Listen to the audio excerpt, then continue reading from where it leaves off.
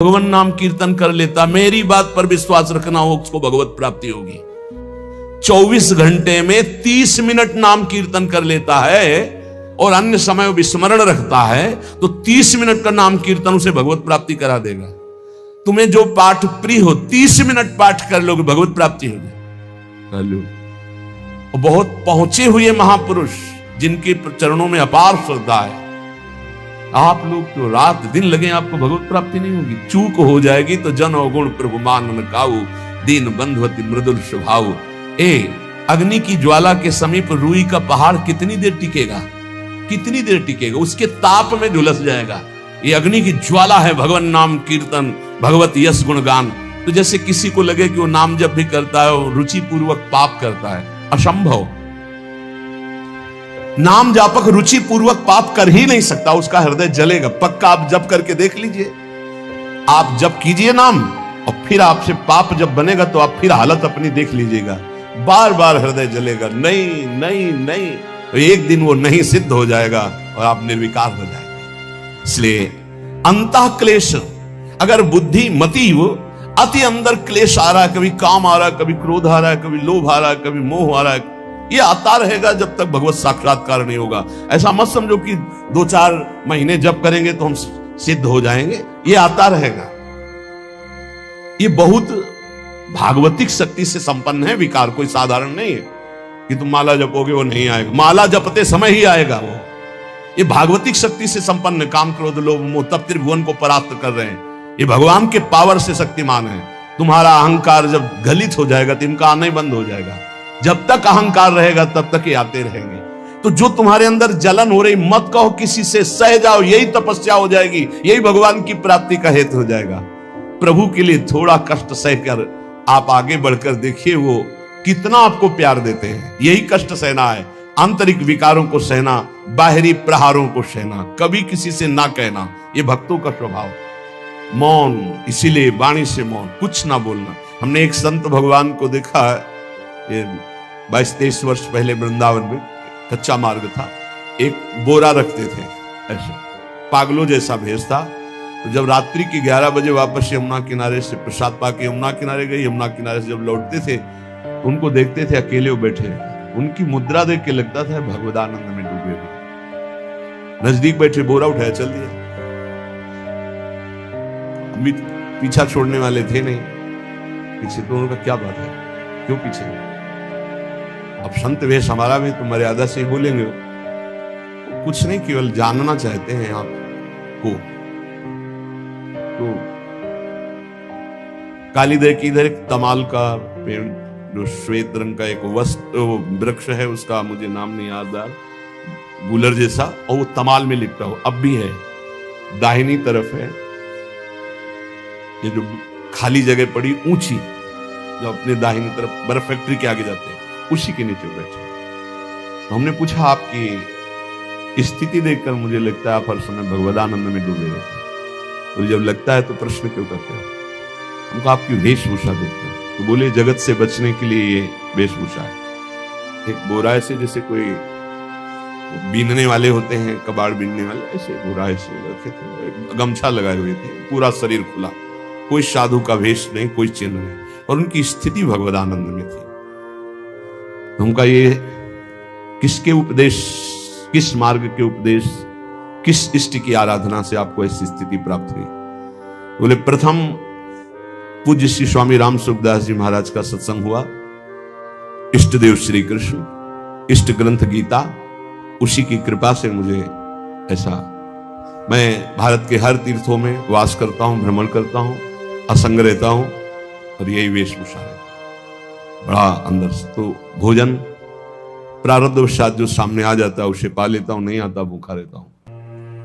तो अगर हम मधुकरी ले आवे कभी आप जिससे, तो पा लेंगे, बोले दे देंगे तो पा लेंगे। दूसरे दिन मधुकरी लेकर, तो रोज हमारी उनके चरणों में श्रद्धा, क्योंकि उनका रहना और चिंतन दोनों, रहनी और चिंतन बड़ी प्रशंसनीय। जो वीतराग परमहंस हो गया, अक्षर सा वैसे कुछ पास नहीं, केवल बोरा, वो नाटक के लिए बोरा के कोई समझे कबाड़ बिनने वाला, और एक गमछा से रंग बिरंगा, बस कुछ नहीं, कोई भागवतिक चिन्ह नहीं। एक दिन देखा वो पड़े मक्खियां भिनभिना रही। तो नजदीक गए, क्या हो? चुप जाओ। इनका बोलिए ना। बोले वमन और शौच दोनों हो रही है, शरीर बिगड़ गया। तो हमका औषधि के लिए हम व्यवस्था, बोले इसलिए कह रहा हूं आप बच जाइए।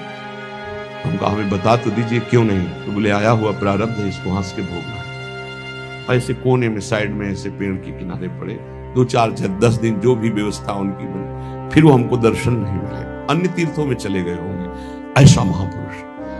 क्या हम अपने शरीर को इतना प्यार करें कि भगवान से श्रद्धा हो जाए, भक्ति मार्ग में हम लड़खड़ा जाए, फिर सत्संगी किस बात का? ये पक्का समझ लीजिए, ये जो भगवत मार्ग है ये शूरवीरता का मार्ग है, सहन करने का मार्ग है। जितने भी महापुरुषों के चरित्र हैं आप पढ़ करके देख लीजिए, भगवान के चरित्र से भी ज्यादा लाभ भक्त चरित्र सुनने से इसलिए होता है कि हमको लगता है कि हमारे जैसा जन्म लेकर इतना कष्ट सहकर इस ऊंचाई पर पहुंचे, ये बड़ी बात है कि वो जीवत्व से हमारी तरह पैदा होकर ईश्वरत्व को जाता है। इसलिए भक्त चरित्र में विशेष बल हमको प्राप्त होता है। क्या क्या कष्ट सहते, और आप खुद देख लीजिए, आपको जितना कष्ट है उससे बड़ा सुख है कि नहीं, अंदर देख लीजिएगा तो इसी से अनुमान लगा लीजिए। जितना बड़ा कष्ट उससे कई गुना बड़ा सुख भगवान देते हैं, तभी वो उनका यश गाते रहते हैं। ऐसे थोड़ी होता है कि हमारे भगवान का हम भजन करते, हमारे साथ न्याय नहीं हुआ। न्याय तो सही बात नहीं हुआ, नहीं तो तुम्हारी दुर्गति हो जाती। सही बात में उन्होंने न्याय नहीं किया, पक्षपात किया है तुम्हारा। अगर वो सही न्याय करते तो ईमानदारी से कहते हैं, केवल नरक के कीड़ा ही बनना पड़ता और कुछ नहीं है। खूब देख लो, डबल चेहरा होता है, एक सामने का चेहरा देख रहे हो और एक एकांत का चेहरा होता है, डबल चेहरा होता है। और भगवान डबल रखो चाहे तिबल, सब देखते हैं। सब हम बैठे हुए देख लो ईमानदारी से वृंदावन की भूमि में, एक चेहरा है जय श्री राधे, और एक चेहरा है जो राक्षस है अंदर बैठा। देख लो, अंदर देख लो, बिल्कुल इस समय सीसी कैमरे में हो, अंदर देख लो, एक राक्षस बैठा है। और उस राक्षस ने जो जो करवाया, आप लिखो रजिस्टर में, तुम्हें याद है जितना, और इसके बाद आप न्यायाधीश बनो, फिर आपकी क्या दुर्गति होती उसका। इससे ऐसे होता है, हे प्रभु, तभी त्राहिमाम मचता है, तब उनकी कृपा नजर आती है। कि बोले भगवान ने न्याय नहीं किया, हम कहते सच्ची बात तुम कह रहे हो प्यारे, न्याय नहीं किया इसीलिए बचे हुए हो। अगर वो न्याय कर देता, पक्षपात न लेता तुम्हारा, तब तुम्हारे होश उड़ते, चाहे जो कोई हो, अपना रजिस्टर जांच के देख लो। इसलिए कहते हैं कि सबकी जीवनी शुक्ल पक्ष की लिखी जाती है, कृष्ण पक्ष की तो केवल उसी की छाती जानती, दूसरा नहीं। हृदय में जितने विकार, हृदय में जितना अंधकार, हृदय में जितना कूड़ा करकट, वो तो हम जानते हैं कि हमारी स्वामिनी की कृपा ने कितना निर्मल किया है। तब उनकी स्वामिनी जू मुझ जैसे अपराधी के अपराधों का विस्मरण करके आप ऐसी कृपा, तो आपको लगता है कि संतों की एक दैन्य भाषा होती है। नहीं, ईमानदारी से संत कभी झूठ नहीं बोलते। जैसे कह रहे हैं कि मौसम कौन कुटिल खलकामी, तो अंतर ये होता है कि आंख में जैसे थोड़ा पड़े तो बहुत बुरा लगता है, और पीठ में इतना बड़ा तिनका चला जाए तो कुछ समझ में नहीं आता। संतों का हृदय आंख जैसा होता है, थोड़ी सी भी गलती में हाय हाय मच जाता है। धिक्कार है तुम्हारे जीवन को, अपने को तुम क्या समझते हो, क्या है तुम्हारे अंदर विचार। और जो मलिन अंतःकरण वाला था, भारी भारी पाप करके भी उसको पश्चाताप नहीं होता। संत जनों को एक पाप की जरा सी वृत्ति की आभास स्फुरना, वो पूरा पाप नजर आने लगता है उनको, क्योंकि इतना निर्मल हृदय होता है। तो सच्ची कहते हैं कि जैसे घोड़ों की लगाम पकड़े हुए श्री कृष्ण अर्जुन की बैठे हैं, ऐसे अपने भक्तों की लगाम पकड़कर बैठ जाते हैं, तो यात्रा अध्यात्म की ऊंचाई की चलती, किसी की सामर्थ्य नहीं। इसलिए सब भक्त ऐसे तो आपको मिलेंगे। जहां सामर्थ्य की बात है वहां केवल श्री भगवान की कृपा है। इसलिए बाहर की पीड़ा और अंतर की पीड़ा अपने प्रीतम के द्वारा दी हुई मानकर सह जाओ, तो आगे प्रीतम तुम्हारा स्वागत करने के लिए खड़े, पक्का समझ लेना, पक्का। और वो देंगे ये पीड़ा, क्यों देंगे? इसी पीड़ा में पता चलता है कि तुम्हारे मन की सुई किधर जा रही। प्रताप राय जी महाभागवत थे, बड़ा चरित्र है।